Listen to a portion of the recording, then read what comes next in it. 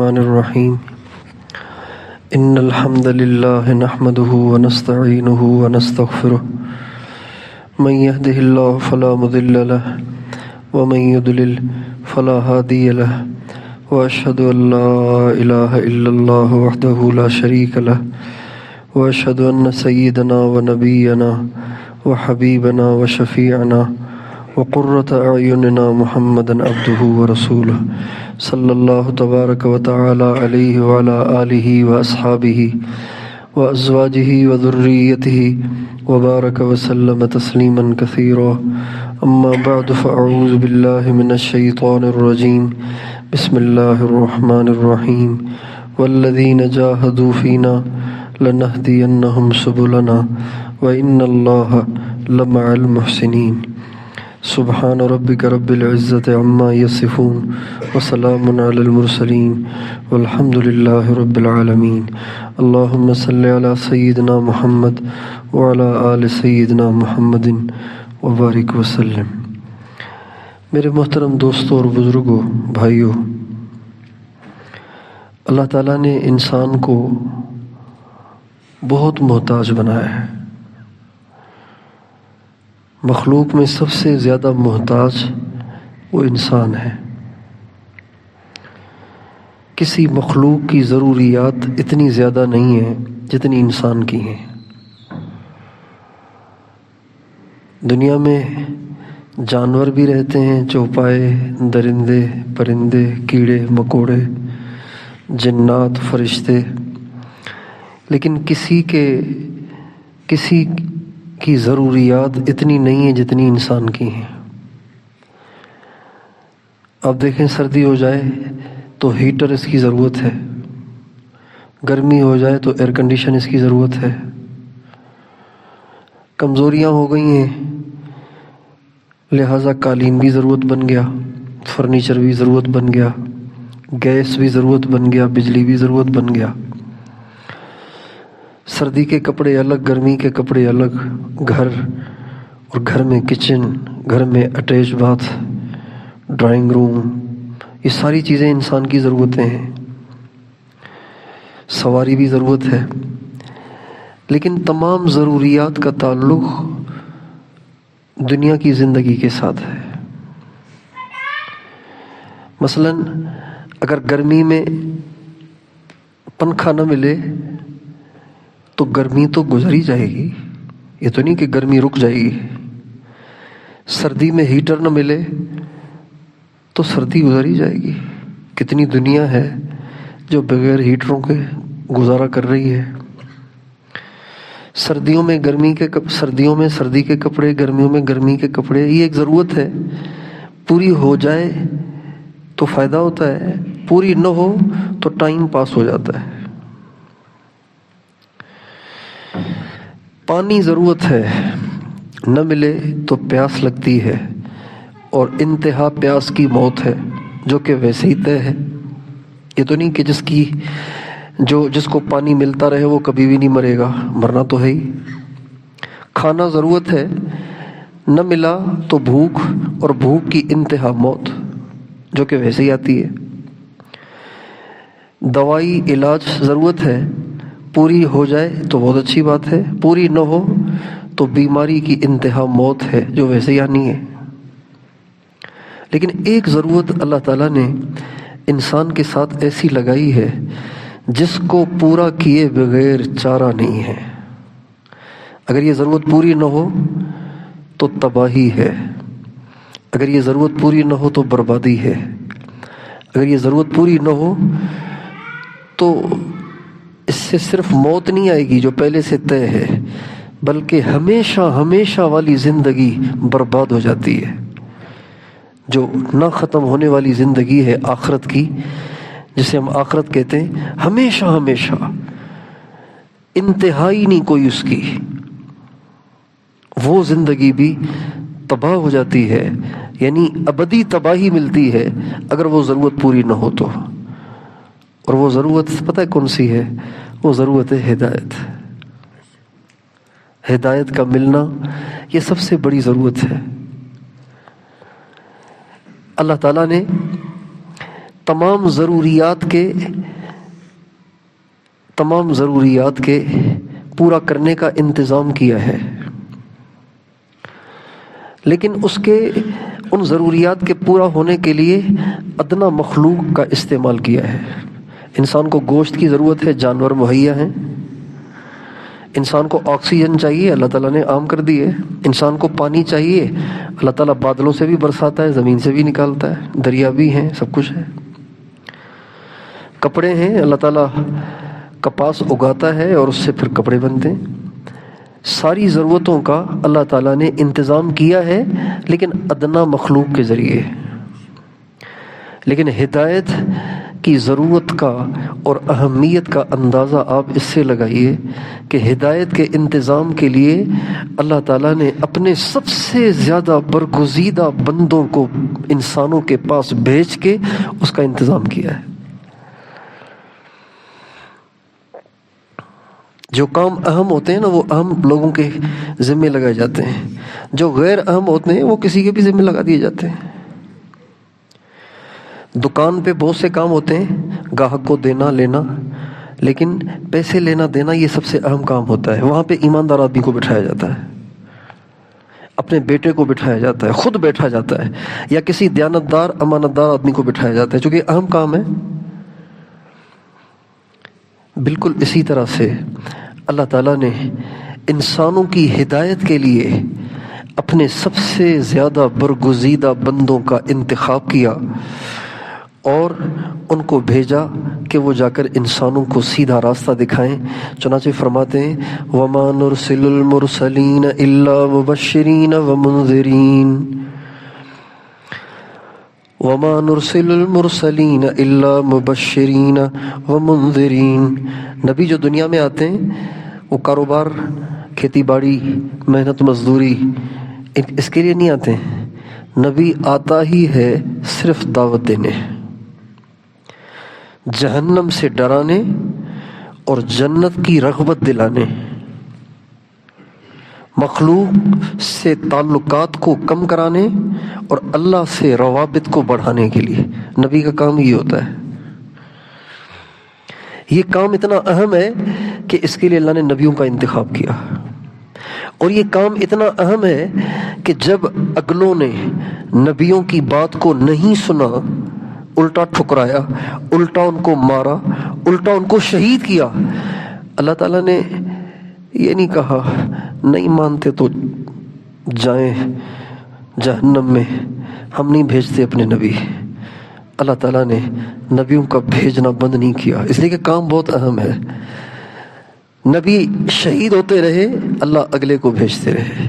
کلما ہلک نبی خلفہ آخر، ایک نبی شہید ہو جاتے یا فوت ہو جاتے، انتقال فرما جاتے، دنیا سے پردہ فرما جاتے، اللہ ایک اور کو بھیج دیتے، ایک اور کو بھیج دیتے، ایک اور کو بھیج دیتے۔ دنیا کو تقریباً اس وقت دنیا کو 6500 سال ہو گئے،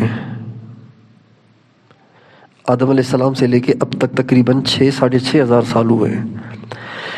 اس عرصے میں اللہ تعالیٰ نے 1,24,000 پیغمبر بھیجے۔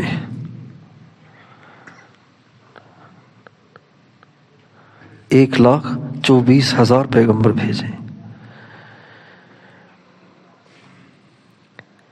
اور سارے نبیوں کا کام یہ ہے، جاؤ جا کے انسانوں کو سمجھاؤ، جاؤ جا کے انسانوں کو سیدھا راستہ دکھاؤ۔ اور یہ ہدایت کی اہمیت کا اس سے اندازہ لگائیے کہ کتنی اہم ضرورت ہے یہ کہ انبیاء کا انتخاب ہوا، اور اتنی بڑی تعداد میں، اور اتنا کچھ ہونے کے باوجود بھی یہ سلسلہ باقی رکھا۔ اور اس کا اندازہ اس سے بھی لگائیے کہ کسی ضرورت کے پورا ہونے کی دعا کرنا فرض نہیں ہے۔ اگر آپ بیمار ہو جائیں تو بیماری سے شفا کی دعا کرنا فرض نہیں ہے۔ اچھی بات ہے، دعا کرنی چاہیے، ہر پریشانی، ہر ضرورت اللہ سے مانگنی چاہیے۔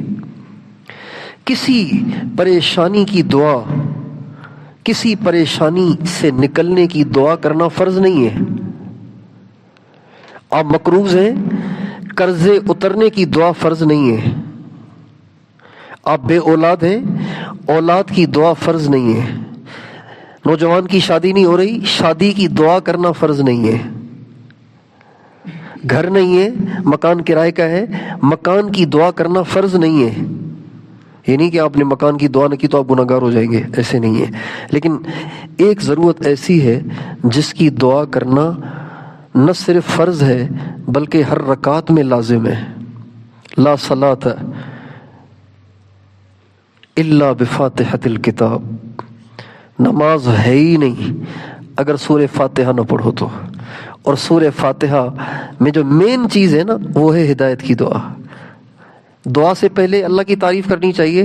الحمدللہ رب العالمین الرحمن الرحیم مالک یوم الدین. یہ تو ہے تعریف. کسی سے کچھ کام کروانے کے لیے پہلے اس کو خوش کرنا پڑتا ہے نا، اس کی تعریف کرنی پڑتی ہے. اللہ تعالیٰ سے دعا مانگنے سے پہلے اللہ کی تعریف کرنی چاہیے. اللہ کے نبی مسجد میں تشریف فرما تھے. ایک آدمی آیا اور اس نے دعا مانگی. آپ نے فرمایا اجلت، بہت جلدی کی تم نے. اس نے کہا جی پھر کیسے مانگوں؟ فرمایا پہلے اللہ کی تعریف کرو، پھر مجھ پر درود پڑھو، پھر دعا مانگو. دوسرا شخص آیا، وہیں بیٹھے بیٹھے دوسرا شخص آیا. اس نے آ کے اللہ کی تعریف کی، پھر نبی پاک علیہ السلام پہ درود شریف پڑھا، پھر دعا مانگی. آپ نے فرمایا ادع تو جب دعا کر تیری دعا قبول ہے، اس لیے کہ تو نے دعا کی شرائط پوری کر لی. تو پہلے تو ہے اللہ کی تعریف. سورہ فاتحہ میں جو مین چیز ہے وہ ہے اہدنا الصراط المستقیم. یہ جو جملہ ہے نا، یہ جو ایک ٹکڑا ہے، یہ سورہ فاتحہ کا مکھن ہے. اس سے پہلے اللہ کی تعریف ہے، اس کے بعد صراط مستقیم کی تشریح ہے. صراط مستقیم کی سب بتائیے کیا ہے؟ تشریح ہے.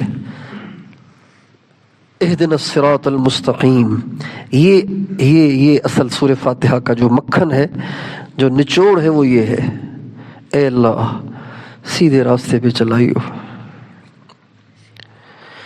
اب سیدھا راستہ کون سا ہے؟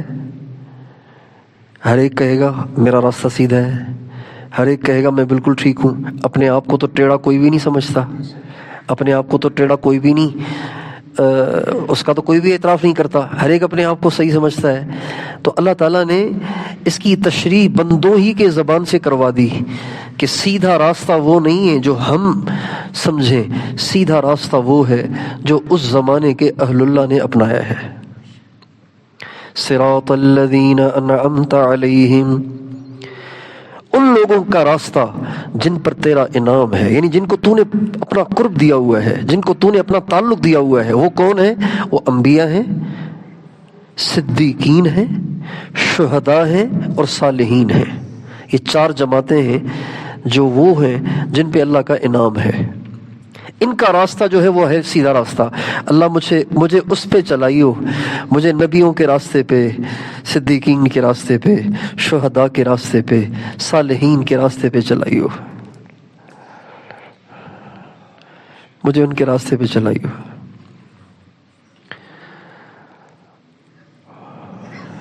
اور مجھے ان کے راستے پہ نہ چلائیو جن سے تو بہت ناراض ہے، وہ ہیں یہود. اور ان کے راستے پہ بھی نہ چلائیو جنہوں نے اللہ والوں سے محبت کا اظہار تو بہت کیا لیکن وہ کچھ آگے ہی نکل گئے. وَلَضَّالِّينَ، اللہ والوں سے محبت کا اظہار کیا، عیسیٰ علیہ السلام سے محبت کا اظہار کیا، لیکن ذرا آگے ہی چلے گئے، اللہ کا بیٹا ہی بنا دیا. یا اللہ مجھے ان کے راستے پہ بھی نہیں چلنا، مجھے ان کے راستے پہ بھی نہیں چلنا جن سے تو ناراض ہو گیا ہے. یعنی یہود جنہوں نے انبیاء کو قتل کر دیا، انبیاء کو شہید کر دیا، انبیاء کو اذیتیں دیں، ہمیشہ انبیاء کی مخالفت کی، بس اپنی ناک کو اونچا رکھنے کے لیے ہمیشہ وہ زمانے کے مقبول بندوں سے لڑتے رہے، ٹکر لیتے رہے. مجھے ان کے راستے پہ نہیں چلنا، مجھے ان کے راستے پہ چلا جس راستے پہ جن پہ تیرا انعام ہے، وہ ہے انبیاء، صدیقین، شہداء، صالحین. اب یہ جو دعا ہے نا، اس دعا کا مانگنا فرض ہے. اس دعا کو مانگے بغیر نماز ہی نہیں ہوتی.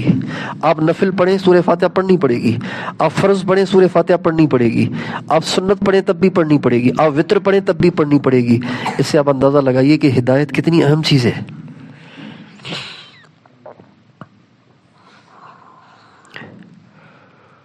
یہ وہ ضرورت ہے جس کو مانگنا ہی فرض ہو گیا، جس کو مانگنا فرض ہو گیا ہے. آج میں اور آپ اپنے آپ سے پوچھیں، ہمیں جن جن ضروریات کی فکر دامن گیر ہے، جس کی ہم ٹینشن لیے بیٹھے ہیں، جس کے لیے ہم پریشان رہتے ہیں، جس کے لیے ہم سرگردان رہتے ہیں، ان ضرورتوں کی اہمیت کیا ہے اللہ اور اس کے رسول کی نظر میں؟ اس وقت ساری دنیا کے انسانوں کی سب سے بڑی ٹینشن پیٹ ہے. سب سے بڑی ٹینشن یا تو پیٹ ہے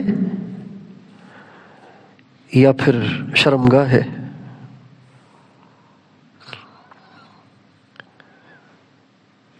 کوئی اس کے لیے پریشان ہے، کوئی اس کے لیے پریشان ہے. ہماری 99% نوجوان نسل وہ اس ٹینشن میں مبتلا ہے.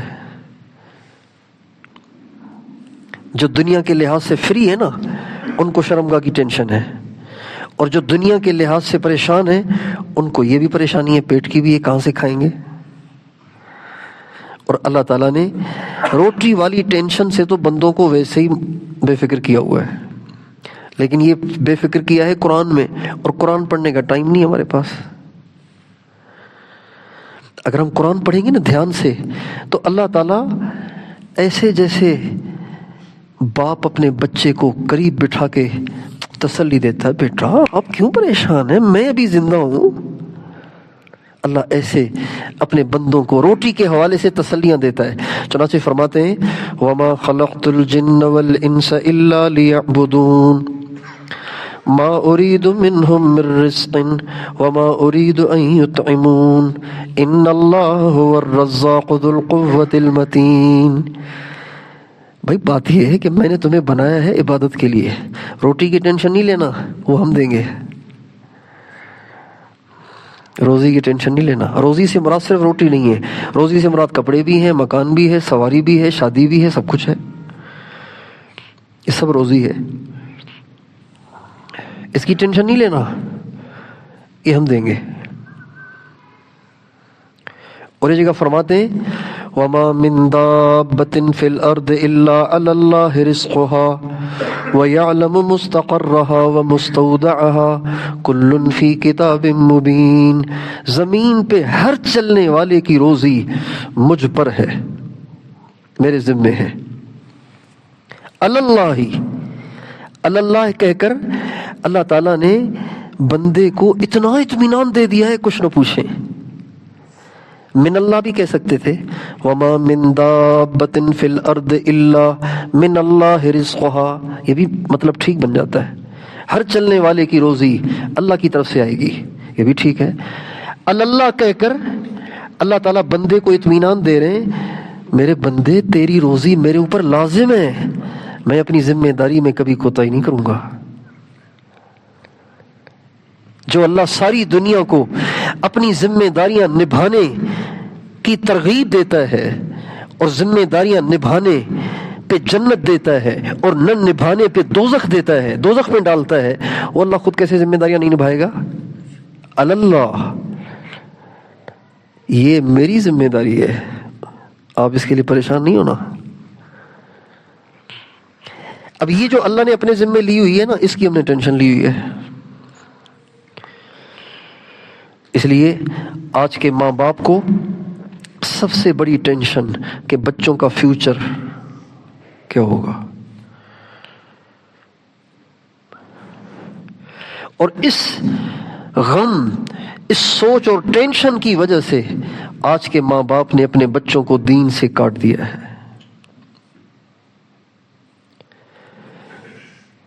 کتنے بچے ہیں جو 25 سال کے ہو گئے، ڈگریاں تو انہوں نے بہت حاصل کر لی، لیکن کم قسمتی سے ان کے ماں باپ نے ان کو ناظرہ بھی نہیں پڑھایا. اس لیے کہ ناظرہ پڑھائیں گے تو اسکول کی پڑھائی متاثر ہوگی، حفظ کرائیں گے تو اسکول کی پڑھائی متاثر ہوگی، تبلیغ میں بھیجیں گے تو اسکول کی پڑھائی متاثر ہوگی۔ لہٰذا بس آپ کولو کے بیل کی طرح سے آنکھوں کو بند کر کے صرف انگریزی پڑھو بس، اس لیے کہ انگریزی پڑھنے والے کوئی بڑی بڑی تنخواہیں ملتی ہیں، لہٰذا آپ نے انگریزی پڑھنی ہے اور سارا زور اسی پہ لگانا ہے، باقی آخرت تو اللہ غفور رحیم ہے۔ آپ دیکھیں کہ آج امت مسلمہ نے غیر اہم کو کتنا اہم کر لیا اور اہم کو کتنا غیر اہم کر لیا۔ بات سمجھ میں آ رہی ہے؟ دیکھیں، غیر اہم کو اہم کرنا بھی جرم ہے، غیر اہم کو اہم کرنا بھی جرم ہے، غلط ہے، جرم ہے۔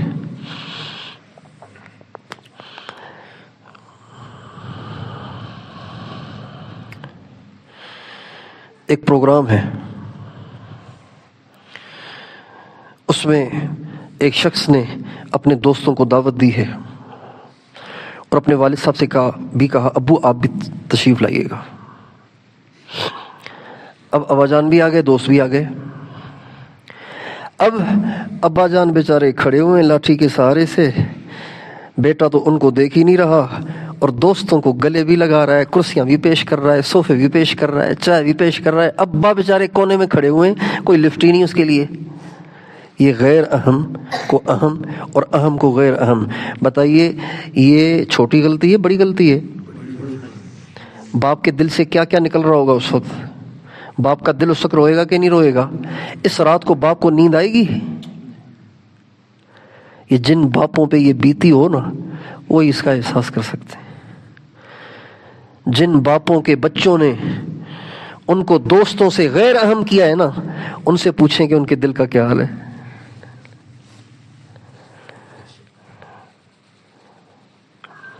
آج ساری امت مسلمہ نے ہدایت کو، دین کو غیر اہم کر دیا ہے اور دنیا کو اتنی اہمیت دی ہوئی ہے کہ فرض نمازیں بھی چھوٹ رہی ہیں، فجر میں بھی نہیں اٹھا جا رہا، زکوٰۃ بھی دینے کو تیار نہیں ہے، حج کرنے کا بھی ٹائم نہیں ہے۔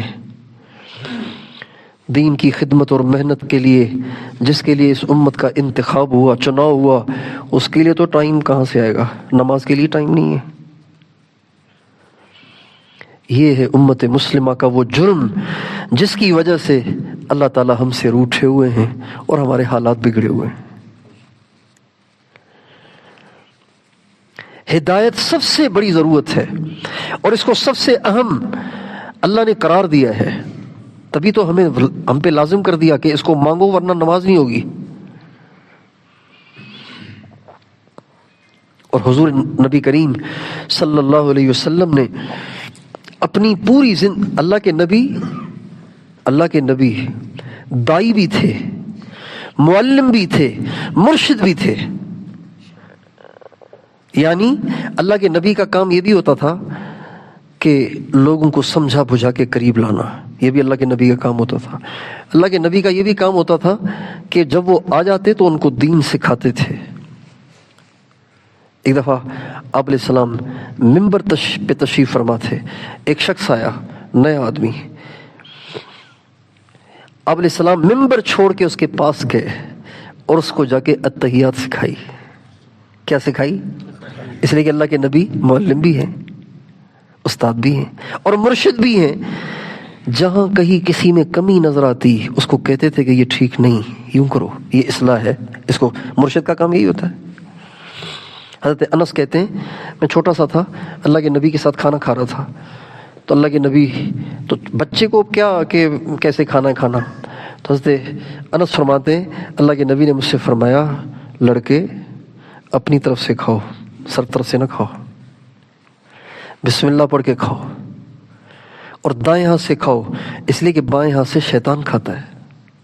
اللہ کے نبی مرشد بھی ہیں، اللہ کے نبی معلم بھی ہیں، اللہ کے نبی دائی بھی ہیں۔ تو اللہ کے نبی نے پریکٹیکلی امت کی تربیت کی، چنانچہ ایک عورت آئی آپ علیہ السلام کے پاس، یا رسول اللہ مجھے دورے پڑتے ہیں، آپ میرے لیے دعا کر دیں اللہ مجھے شفا دے دے۔ اور اس دورے میں میری کیفیت یہ ہو جاتی ہے کہ مجھے پتہ نہیں چلتا، میں کپڑے بھی اتار دیتی ہوں۔ اب بھرے بازار میں چلتے پھرتے مردوں کے بیچ میں کپڑے اتار دینا کتنی بری بات ہے عورت کا۔ تو آپ میرے لیے دعا کریں اللہ مجھے شفا دے۔ اب آپ دیکھیں اللہ کے نبی کی تربیت، شفا دنیاوی چیز ہے، شفا اور صحت دنیاوی چیز ہے نا۔ بیمار کی بیماری رہے گی قبر تک، صحت مند کی صحت رہے گی قبر تک۔ قبر میں جانے کے بعد صحت مند اور بیمار دونوں برابر، وہاں چلے گا عمل۔ تو اس نے کہا یا رسول اللہ آپ دعا کر دیں۔ آپ نے فرمایا اگر تو کہے تو دعا کر دوں جس سے تیری بیماری ہمیشہ کے لیے ختم ہو جائے، تو کہے تو تیرے لیے جنت کی دعا کر دوں، پھر تجھے صبر کرنا پڑے گا اس پہ۔ کہا یا رسول اللہ آپ میرے لیے جنت کی دعا کر دیں، مجھے زندگی بھر کے دورے منظور ہیں، میں زندگی بھر بیمار رہنے کو گوارا کر لوں گی، آپ جنت کی دعا کر دیں۔ اللہ کے نبی نے عملاً دین کی، ہدایت کی، آخرت کی اہمیت بٹھائی ہے اپنی امت کے دل میں۔ حضرت اماں فاطمہ آئیں غلام لینے کے لیے، رسیاں چکی چلا کے ہاتھوں پہ چھالے اور کندھے پر رسی رکھ کر آگے جانا ہوتا تھا پانی کھینچنے کے لیے، تو کندھے پہ رسی کے نشان، گھر کی صفائی سے کپڑے میلے کچیلے۔ ایک غلام مرحمت فرما دیں، بہت سارے غلام آئے آپ کے پاس، ایک غلام دے دیں تاکہ گھر کے کام کاج میں مدد کرے۔ آپ نے فرمایا کیا میں غلام سے بہتر چیز نہ بتاؤں؟ کہا بتائیے۔ فرمایا 33 دفعہ سبحان اللہ، 33 دفعہ الحمدللہ، 34 دفعہ اللہ اکبر سونے سے پہلے پڑھ لیا کرو، یہ غلام سے بہتر ہے۔ یہ تربیت ہو رہی ہے۔ آج امت مسلمہ نے دین کو بہت غیر اہم کر دیا ہے، جبکہ دنیا کے سارے انسانوں کی کامیابی ہے ہی دین میں۔ اللہ کی دین کا مطلب اللہ کی ماننا، دین کا مطلب اللہ کی ماننا، تجارت میں بھی، زراعت میں بھی، ملازمت میں بھی، حکومت میں بھی، سیاست میں بھی، خوشیوں میں بھی، غمیوں میں بھی، لباس میں بھی، کھانے پینے میں بھی، معاملات اور معاشرت میں بھی، رہنے سہنے میں بھی، آپس کے رویے اور سلوک میں بھی کیا کرنا؟ سب بتائیے، اللہ کی ماننا۔ اس کا نام ہے دین۔ دین صرف نماز پڑھنے کا نام نہیں ہے۔ بہت سے نمازی دین سے بدظن ہونے کا ذریعہ ہیں، بہت سے نمازی ہیں نمازی لیکن خود تو کیا دیندار ہوتے، اوروں کے دین سے دور ہونے کا ذریعہ ہیں۔ ان کے کام ہی ایسے ہیں، لوگ کہتے ہیں دیکھا ہوا ہے نمازیوں کو، پہلی صف میں نماز پڑھتے ہیں، کام تو ان کے یہ ہیں۔ حالانکہ یہ کہنا ان کا غلط ہے، اس لیے کہ کسی نمازی کے غلط کام کرنے سے نماز تو غلط نہیں ہو گئی نا۔ نماز تو اللہ کا حکم ہے، حضور کی سنت ہے۔ تو میرے دوستو، دین سب سے اہم، ہدایت سب سے اہم، اللہ کو راضی کرنا سب سے اہم۔ ہدایت کا مطلب یہ ہے کہ انسان دل کی گہرائیوں سے اللہ کو راضی کرنے کا عزم کر لے کہ میں نے اللہ کو راضی کرنا ہے، اس کو کہتے ہیں ہدایت۔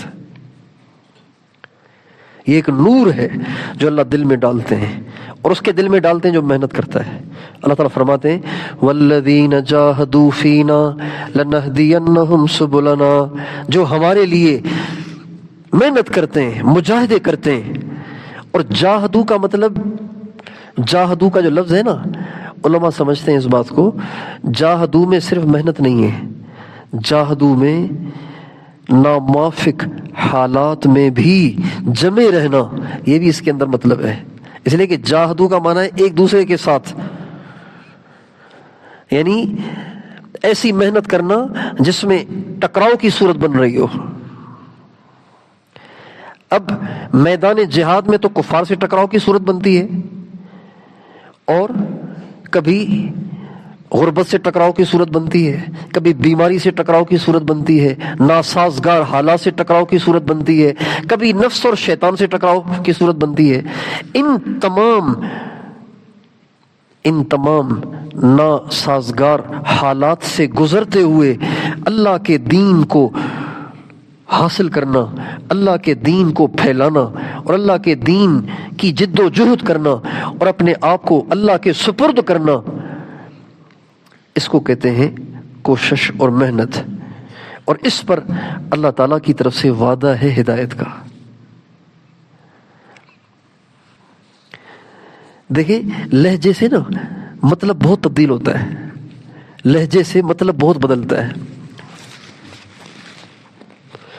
آپ نے مجھ سے کہا کہ جی وہ میرا یہ کام ہے، آپ کا فلاں آدمی سے تعلق ہے، تو آپ ان سے بات کر لیں گے میرا یہ کام کر دے۔ تو میں نے آپ سے کہا ٹھیک ہے آپ آ جانا، انشاءاللہ کر لیں گے۔ ایک بات یہ ہو گئی، یا میں نے جواب دیا ضرور کریں گے، آپ کا نہیں کریں گے تو کس کا کریں گے؟ کیوں نہیں کریں گے بھائی؟ ضرور کریں گے، آپ کا نہیں کریں گے تو کس کا کریں گے؟ ابھی کرتے ہیں۔ یہ لہجہ ہے اللہ تعالیٰ کا۔ جو لوگ قربانیاں کرتے ہیں، مجاہدے کرتے ہیں، محنت کرتے ہیں، ہم ان کو ضرور ہدایت دیتے ہیں۔ یہ کیسے ہو سکتا ہے کہ ان کو ہدایت نہیں دیں؟ ضرور دیں گے، ضرور دیں گے، ضرور دیں گے۔ 3 دفعہ کہا ہے اللہ نے یہاں پہ، ل ایک، پھر آخر میں نون 2 دفعہ ہے، یہ 3 دفعہ ہو گیا ضرور ہدایت دیں گے، ضرور ہدایت دیں گے، ضرور ہدایت دیں گے۔ قربانی پہ ہدایت کے ملنے کا اللہ تعالیٰ نے بندوں کو یقین دلایا ہے۔ اب جو دنیا مقدر کی ہے اس کے لیے ہم بہت محنت کرتے ہیں، لیکن جو ہدایت اصل ضرورت ہے اس کے لیے محنت ہی نہیں کرتے، کوشش ہی نہیں کرتے۔ یہ جو تبلیغ کی محنت ہے، تبلیغ کی جو محنت ہے، تبلیغ کی محنت ایسے نہیں ہے کہ بھئی آپ نکلیں دنیا بگڑی ہوئی ہے نکل کے اوروں کو سدھاریں، یہ مطلب نہیں ہے اس کا۔ اس کا مطلب یہ ہے کہ چونکہ ہدایت کی مجھے ضرورت ہے، آپ نکل کے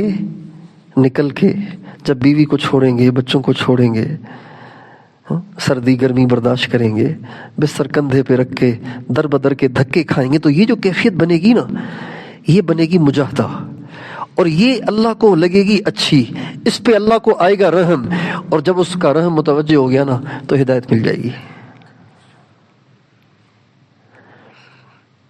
ابھی جو ہم بیٹھے ہوئے نا، ابھی ہم اس کیفیت میں نہیں بیٹھے ہوئے کہ اللہ کو رحم آ جائے۔ اللہ کا شکر ہے چاروں طرف سے مسجد سیل ہے، سردی بھی نہیں آ رہی، کوئی تکلیف بھی نہیں ہے یہاں پہ، اور ہمیں کوئی 12-15 گھنٹے بھی نہیں بیٹھے ہوئے، ابھی تو آئے تھے۔ تو یہ مجاہدہ تھوڑی ہے، یہ مجاہدہ اسے کہتے ہیں کہ اگلے کو ترس آ جائے، ارے یار بیچارہ دیکھو، اس کو کہتے ہیں مجاہدہ۔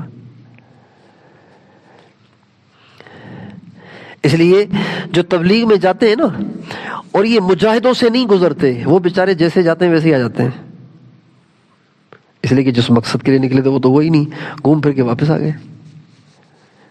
اس لیے ہمارے بزرگ وہاں کہتے ہیں کہ بھئی یہاں آ کے فرمائشیں مت کرو، گرمی میں کہتے ہیں مری بھیجو، مظفر آباد بھیجو، کوئٹہ بھیجو، سردی میں کہتے ہیں سندھ بھیج دو، بہت دین کی ضرورت ہے وہاں، سردیوں میں کہتے ہیں سندھ بھیج دو۔ مجاہدہ مقصود ہے، کام مقصود نہیں، کام کے مجاہدے مقصود ہیں۔ تو بس یہ مقصد ہے کہ ہم اللہ تعالیٰ کو اپنی طلب دکھائیں کہ اللہ تعالیٰ کو ہم پہ رحم آ جائے۔ آپ نے اپنے ایک چھوٹے بچے کو چیک کرنے کے لیے کہ دیکھوں میرا فرما بردار ہے کہ نہیں، اس سے کہا بیٹا ذرا یہ کولر تو اٹھا لاؤ پانی کا۔ اب کولر پانی کا بھرا ہوا بڑے سے بھی مشکل سے اٹھتا ہے۔ اس بیچارے نے باپ کی محبت میں ہاتھ تو ڈال دیا اس کے ہینڈل میں، لیکن زور لگا رہا ہے تو ہل ہی نہیں رہا۔ اب وہ ہاتھ ڈال کے جب کھینچتا ہے اور نہیں اٹھتا، اور وہ خلوص کے ساتھ زور لگا رہا ہوتا ہے، کتنا اچھا لگ رہا ہوتا ہے؟ بتائیے، بتا دو، آپ بتائیں تو صحیح نا، سن رہے نہیں سن رہے؟ کہیں نیند تو نہیں آ گئی آپ لوگوں کو؟ اصل میں وہ کمبل شمبل اوڑے ہوئے ہیں تو شاید نیند آ گئی ہو، جواب تو دیں نا آپ بھائی۔ جب بچے کو باپ نے کہا پانی کا بھرا ہوا کولر اٹھا کے لاؤ، بچہ بیچارہ چھوٹا سا، اس نے ہینڈل میں ہاتھ ڈالا تو وہ ہل ہی نہیں رہا۔ اب باپ کی محبت میں وہ زور تو لگا رہا ہے، لال پیلا ہو رہا ہے لیکن وہ ہل ہی نہیں رہا۔ تو اس کے اس لال پیلا ہونے کو جب باپ دیکھے گا اس کو کتنا پیار آئے گا، وہ کہے گا بیٹا بس کرو، اٹھوانا مقصود تھوڑی تھا، دیکھنا مقصود تھا کہ تو میری وجہ سے کیا کچھ کرتا ہے۔ یہی تو اللہ نے ابراہیم علیہ السلام سے کہا، فلسطین میں بیٹھے ہوئے اور فرما رہے ہیں کہ تجھے بچے سے ملے ہوئے بہت عرصہ ہو گیا ہے، جاؤ جا کے دیکھ کے تو آؤ، بڑا ہو گیا ہے ابھی تو وہ۔ فلسطین میں بیٹھے ہوئے ہیں ابراہیم علیہ السلام اور بچہ ہے مکے میں، اور دیکھے ہوئے عرصہ ہو گیا ہے۔ اللہ تعالیٰ فرما رہے ہیں آپ کا بچہ بڑا ہو گیا ہے، جاؤ دیکھ کے تو آؤ اس کو۔ پھر جاتے وقت فرمایا کہ اچھا جب جاؤ نا تو پھر آنے سے پہلے ذبح کر کے آنا، ذبح کر کے آنا۔ لیکن ابراہیم تو ابراہیم تھے نا، ان کے ہاں نہ تو تھی نہیں، ہیلے بہانے تو تھے نہیں، انبیاء لکیر کے فقیر ہوتے ہیں۔ انبیاء کیا ہوتے ہیں؟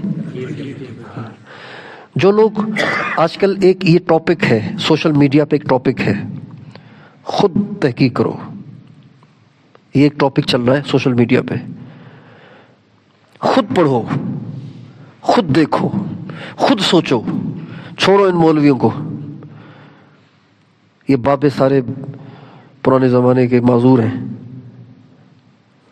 خود پڑھو، خود، یہ ٹاپک ہی گمراہی پر مبنی ہے، اس لیے کہ انبیاء تو لکیر کے فقیر ہوتے ہیں، ادھر سے آیا ادھر سنا دیا، سمجھ میں آئے نہ آئے۔ موسیٰ علیہ السلام سے اللہ نے فرمایا ادھر سامنے سمندر، پیچھے فرعون کا لشکر، فرمایا کہ یا اللہ اب کیا کرنا چاہیے؟ آگے سمندر ہے اور پیچھے فرعون کا لشکر ہے، فرمایا لاٹھی ہے نا ہاتھ میں، اس کو پانی پہ مارو۔ یہ کوئی بات ہے؟ لاٹھی کو پانی پہ مارو؟ چلو یہی فرما دیتے پہلے، جیسے پہلے فرمایا تھا بھائی لاٹھی کو ڈال دو تاکہ یہ سانپ بن جائے، اور پہلے تو سانپ بنا تھا اتنا بڑا کہ فرعون کا محل اس سے بھر گیا تھا، اب سانپ بنے گا اتنا بڑا کہ 16 لاکھ کو اندر لے لے گا۔ چلو یہ تو بات پہلے سے تجربے میں آئی ہے تو یہ ہو سکتا ہے۔ اب اللہ فرما رہے پانی کو مارو لاٹھی پہ، لیکن چونکہ نبی لکیر کا فقیر ہوتا ہے تو نبی نے یہ نہیں کہا کہ اللہ پانی پہ مارنے سے کیا ہوگا، چینٹے ہی اڑیں گے اور کیا ہوگا۔ لاٹھی کو جو پانی پہ مارا، فانفلق فکان کل فرق قطود العظیم، 12 راستے پانی میں بن گئے اور پانی کی دیواریں کھڑی ہو گئیں۔ دنیا اتنی ترقی کر گئی لیکن پانی کی دیوار اب تک کوئی نہیں بنا سکا۔ اللہ نے آج سے 4000 برس پہلے نبی کی لاٹھی پہ پانی کی دیواریں بنا دی۔ اس لیے مسلمان جو ہوتا ہے نا، مسلمان عقل پہ نہیں چلتا، مسلمان وحی پہ چلتا ہے۔ مسلمان کس پہ چلتا ہے؟ وحی پہ چلتا ہے۔ بس جیسے اللہ کہہ رہے ہیں کرتے جاؤ، جیسے اللہ کے نبی نے بتایا کرتے جاؤ، اللہ کے نبی سے جنہوں نے نقل کیا جیسے انہوں نے کہا کرتے جاؤ۔ تو میں اور آپ اس کی نیت کریں کہ انشاءاللہ ہم ہدایت کو پانے کے لیے کوشش کریں گے، محنت کریں گے، اپنی بھی ہدایت کی فکر کریں، اپنے بچوں کی بھی ہدایت کی فکر کریں، اپنے بچوں کی روٹی کی فکر سے زیادہ ہدایت کی فکر کریں، نوکری کی فکر سے زیادہ ہدایت کی فکر کریں، رشتوں کی فکر سے زیادہ ہدایت کی فکر کریں، ان کے بزنس اور ان کی جاب کی فکر سے زیادہ ان کی ہدایت کی فکر کریں۔ آپ تھک تو نہیں گئے ہیں؟ چونکہ ویسے تو بیان ہوتا ہوگا 15 منٹ کا، آج لمبا ہو گیا ہے، اگر آپ میں ہمت ہے تو تھوڑی سی اور سنا دوں۔ حضرت عمر بن عبدالعزیز رحمۃ اللہ علیہ امت مسلمہ کے بہت بڑے عادل بادشاہ تھے، ان کو عمر ثانی کہتے ہیں۔ جب ان کے انتقال کا وقت آیا ان کو زہر دے دیا تھا کسی نے۔ ویسے بھی جو اہل حق ہوتے ہیں وہ دنیا داروں سے ہضم نہیں ہوتے ہیں، ہمیشہ سے جو اہل حق ہوتے ہیں وہ دنیا داروں سے، جو اہل حق ہوتے ہیں وہ دنیا داروں سے، اس جملے کو موجودہ حالات پہ بھی آپ منطبق کر سکتے ہیں۔ اہل حق کبھی بھی دنیا داروں کو ہضم نہیں ہوتے، اس لیے کہ وہ ہوتے ہیں سچے، اور سچ کڑوا ہوتا ہے۔ تو عمر بن عبدالعزیز جنہوں نے 2 برس میں ساری دنیا میں بنو امیہ کے چند بادشاہوں کے پھیلائے ہوئے ظلم کو 2 سال میں ایسا عدل سے بدل دیا کہ بھیڑیے اور بکریاں ساتھ چرتے تھے، ایسی مثال قائم کر دی انہوں نے صرف 2 سال میں۔ ہضم ہی نہیں ہوئے، زہر دے دیا۔ بہرحال انتقال سے پہلے ان کے کزن محمد بن مسلمہ آئے، کہنے لگے عمر آپ تو بھی چلے جائیں گے لیکن بچے آپ کے رل گئے، بچے آپ کے، سمجھ رہے ہیں؟ بچے آپ کے روئیں گے نہیں، رل گئے، رل گئے، برباد ہو گئے، در بدر ہو گئے، رل گئے، در بدر ہو گئے۔ اس لیے کہ بچے باپ کے بعد تو تب سیٹ ہوتے ہیں نا جب باپ کو چھوڑ کے جائے، ورنہ تو پھر ان کو پھر مزدوریاں کرنی پڑیں گی، دھکے کھائیں گے پھر در بدر کے۔ آپ تو کچھ چھوڑ کے ہی نہیں جا رہے، بادشاہ تھے آپ، اور بچوں کے لیے اتنا بھی نہیں چھوڑا کہ کم از کم ہر ایک کے پاس اپنا گھر ہوتا، کوئی بینک بیلنس ہوتا۔ آپ تو کچھ بھی نہیں چھوڑ کے جا رہے، بچے تو آپ کے رل گئے، رل اردو کا لفظ ہے، رل گئے یعنی در بدر ہو گئے۔ کہنے لگے یہ آپ کہہ رہے ہیں یا میرے بچے کہہ رہے ہیں؟ کہ میں تو اپنی طرف سے کہہ رہا ہوں۔ کہ پھر بھی میں بچوں کو چیک کروں گا کہیں میرے بچے تو نہیں کہہ رہے یہ۔ بچوں کو بلایا، بچے جب آ گئے تو کہنے لگے مجھے سہارا دے کے بٹھاؤ، بیٹھا نہیں جا رہا تھا، بٹھایا گیا۔ فرمانے لگے بچوں میرے ہاتھ میں بہت بڑی رقم آئی تھی، میں آدھی سے زیادہ دنیا کا بادشاہ رہا ہوں، 2 برس سارے خزانے میرے ہاتھ سے گزرے ہیں، لیکن وہ میرے نہیں تھے، وہ تھے امت کے۔ میں نے اس میں سے 1 روپیہ بھی، 1 درہم بھی چوری نہیں کیا، جس کا تھا اسی کے حوالے کیا، کوئی روپیہ میں نے ناحق نہیں کھایا۔ ہاں اگر میں اس میں سے کچھ نکالتا رہتا، جیسے نکالتے ہیں لوگ، اگر میں کچھ نکالتا رہتا، سائیڈ لگاتا رہتا، تو آج میں تمہارے لیے بھی ڈھیر چھوڑ کے مرتا، لیکن بس اگر میں تمہارے لیے ڈھیر چھوڑ کے مرتا تو خود دوزخ میں جلتا، اور میں دوزخ کو برداشت نہیں کر سکتا۔ اس لیے میں نے کوئی سرکاری پیسہ کیا، میں نے سرکاری رسی بھی نہیں استعمال کی۔ ہاں البتہ میں نے تمہیں حلال کھلایا ہے اور نیک بنانے کی کوشش کی ہے۔ اگر تم نیک رہے تو مجھے اللہ کی ذات سے امید ہے اللہ تمہیں کسی کا محتاج نہیں کرے گا، اور اگر تم نیک نہ رہے تو مجھے بھی تمہاری کوئی پرواہ نہیں۔ اور آخر میں آیت پڑھی وَهُوَ يَتَوَلَّى الصَّالِحِينَ حسبی اللہ لا الہ الا هو علیہ توکلت وهو رب العرش العظیم۔ اللہ نیک لوگوں کو تنہا نہیں چھوڑتا، اللہ نیک لوگوں کی سرپرستی، یہ تولا کا معنی ہے سرپرستی کرنا، سرپرستی کرنا، کسی کو سنبھالنا۔ اللہ تعالیٰ نیک لوگوں کا سرپرست ہے، اگر تم نیک رہے تو تم ضائع نہیں ہوگے۔ اب یہ بات ہو گئی رجاء بن حیوہ جو اس زمانے میں وزیر خزانہ تھے، وہ کہتے ہیں یہ سارے واقعات میری نظروں کے سامنے گزرے، محمد بن مسلمہ کا گلہ کرنا اور عمر بن عبدالعزیز کا مرنے سے پہلے بچوں کو جمع کر کے ان کے سامنے حقیقت حال رکھنا، یہ سارے مناظر میں نے آنکھوں سے دیکھے۔ پھر وہ وقت بھی آیا کہ میں نے دیکھا کہ جب جہاد کے لیے مسلمانوں کے لشکر جانے لگے تو عمر بن عبدالعزیز کے بیٹوں میں سے ہر بیٹا سینکڑوں گھوڑے اللہ کے راستے میں دے رہا تھا، اور محمد بن مسلمہ جو اپنے بچوں کے لیے سرکاری پیسوں میں سے بہت سے جمع کر کے کروڑوں چھوڑ گیا، اس کے بچے مسجد کے دروازے پہ بھیک مانگ رہے تھے۔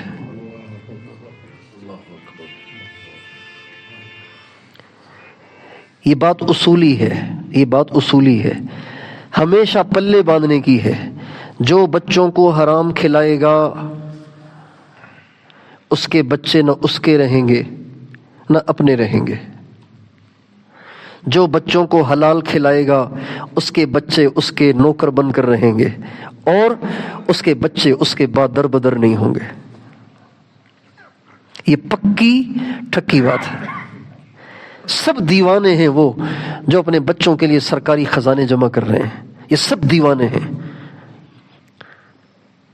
ان کو پتہ نہیں بیچاروں کو کہ یہ اپنی اولاد کے لیے کتنی بڑی تباہی کے اسباب پیدا کر رہے ہیں، اپنی اولاد کے لیے کتنی بڑی تباہی کر رہے ہیں۔ اللہ تعالیٰ مجھے اور آپ کو صحیح سمجھ عطا فرمائے اور دین کی خدمت اور محنت کے لیے قبول فرمائے۔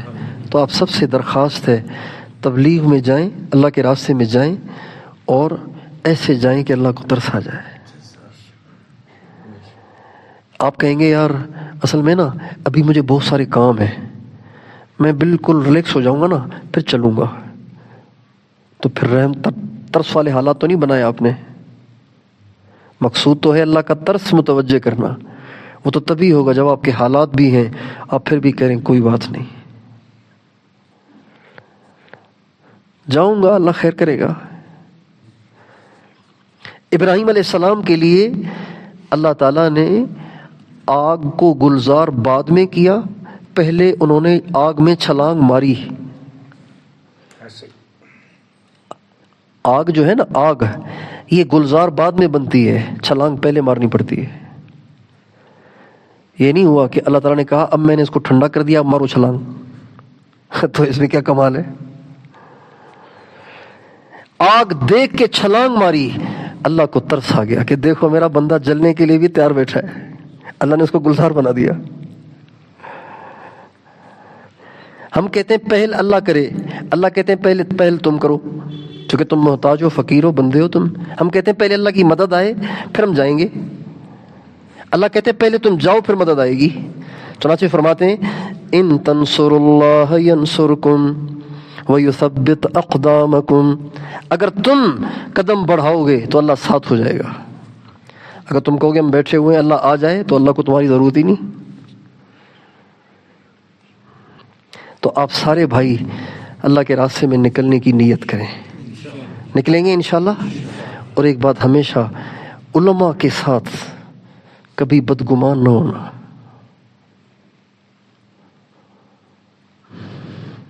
اور اپنے زمانے کے علماء کو کبھی ابو بکر اور عمر سے کمپیئر نہ کرنا رضی اللہ عنہما۔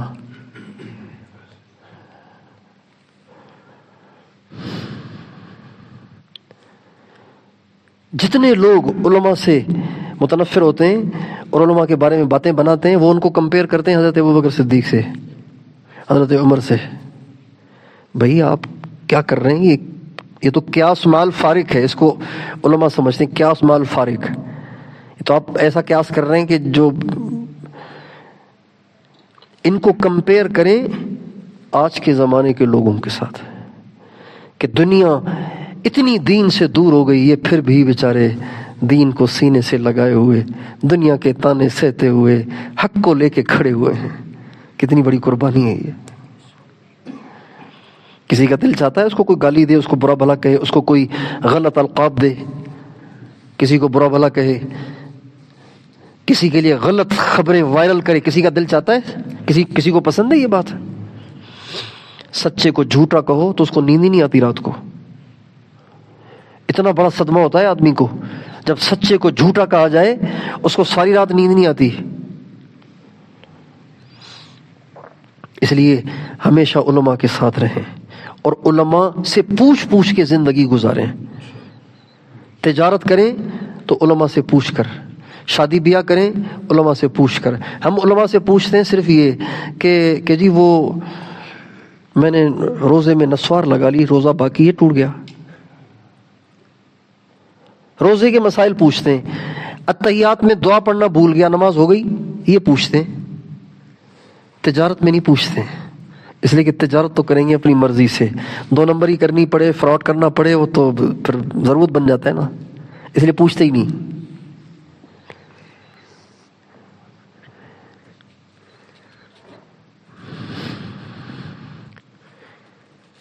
پوچھتے ہی نہیں، کہیں ایسا حکم نہ آ جائے جو مجھ سے ہضم ہی نہ ہو۔ ہمارے مفتی زین العابدین صاحب فرمانے لگے، ایک دفعہ میں بیت اللہ شریف میں ایک آدمی سے ملاقات ہوئی، اس نے کہا جی دعا کریں اللہ بس یہی موت دے دے۔ تو کہا ابھی دعا کرتا ہوں۔ کہا ابھی نہیں، اگلی دفعہ، ابھی تو میں نے بہت سارے کام سنبھالنے، ابھی نہیں، قبول ہی نہ ہو جائے کہیں۔